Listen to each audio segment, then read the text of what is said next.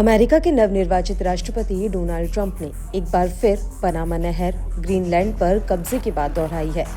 Canada को America के 51वें राज्य में शामिल होने के रुख के बीच एक बार फिर ट्रंप ने कहा है कि वह इन दोनों क्षेत्रों पर नियंत्रण करने के लिए सैन्य बल का इस्तेमाल करने से इनकार नहीं करेंगे। उन्होंने बताया कि इन दोनों क्षेत्रों पर अमेरिकी नियंत्रण राष्ट्रीय सुरक्षा के लिए महत्वपूर्ण है। डोनाल्ड ट्रंप को अमेरिका के 47वें राष्ट्रपति के रूप में चुना गया है। वह 20 जनवरी को अपना पदभार ग्रहण करेंगे। इससे 2 सप्ताह पहले उन्होंने पनामा नहर और ग्रीनलैंड पर नियंत्रण करने के संकेत दिए हैं। गौरतलब है कि ट्रंप के अमेरिका के राष्ट्रपति पद ग्रहण करने से पहले उनके बेटे ट्रंप जूनियर और सहयोगियों का एक प्रतिनिधिमंडल ग्रीनलैंड पहुंचा है।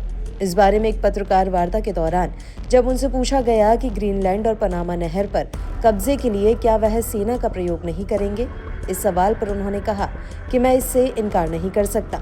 उन्होंने कहा कि पनामा नहर हमारे देश के लिए महत्वपूर्ण है, वहीं हमें राष्ट्रीय सुरक्षा उद्देश्यों के लिए ग्रीनलैंड की आवश्यकता है।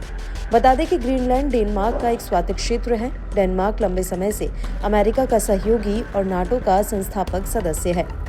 गौरतलब है कि ट्रंप के बेटे एरिक ट्रंप ने हाल ही में सोशल मीडिया पर एक मीम साझा किया था, जिसमें डोनाल्ड ट्रंप पनामा नहर, ग्रीनलैंड और कनाडा को खरीदते नजर आ रही हैं।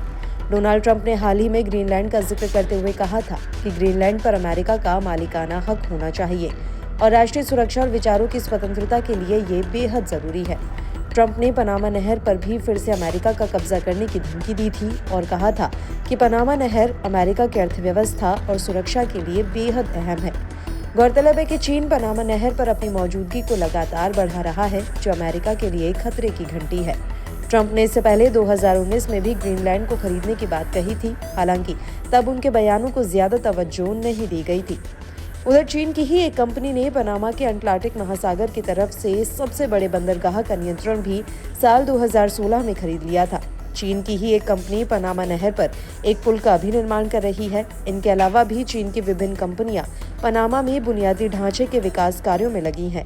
यही वजह है कि पनामा में चीन के दिनों दिन बढ़ते प्रभाव से अमेरिका परेशान है और अब ट्रंप ने खुलेआम पनामा की सरकार को धमकी दे दी है कि वे पनामा नहर का प्रबंधन 1999 से पहले की तरह फिर से अपने हाथ में ले सकते हैं।